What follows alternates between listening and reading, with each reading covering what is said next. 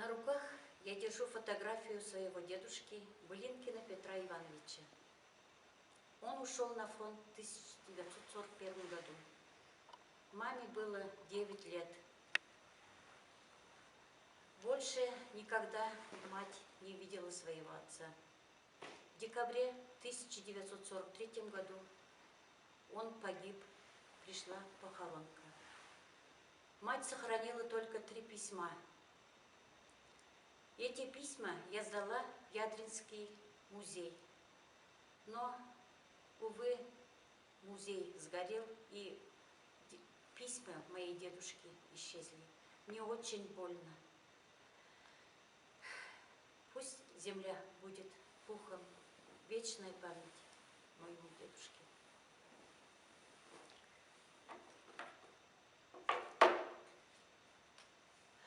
Я дочь участника Великой Отечественной войны. Это мой отец Егоров Андрей Егорович.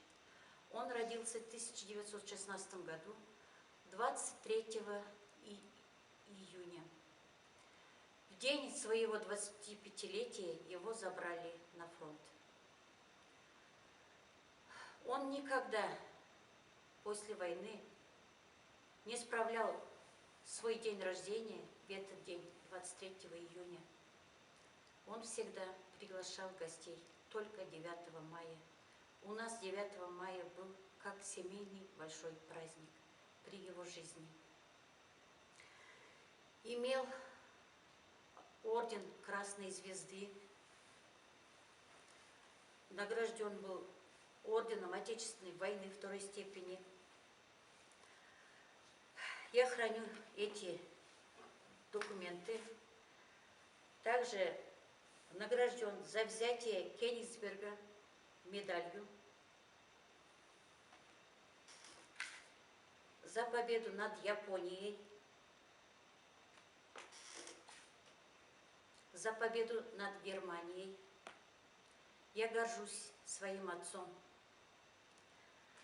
Эту фотографию каждый год носят в рядах бессмертного полка его правнуки в Новочебоксарске, в Москве, в Краснодаре. 2 правнука и 1 внук носят его имя Андрей. Мы всей родней гордимся им. Несмотря на свои годы, он подарил мне жизнь. Я благодарна за свое счастливое детство. Еще хранится дневник, где он писал все свои истории военных лет. Это я постараюсь очень-очень сохранить, конечно.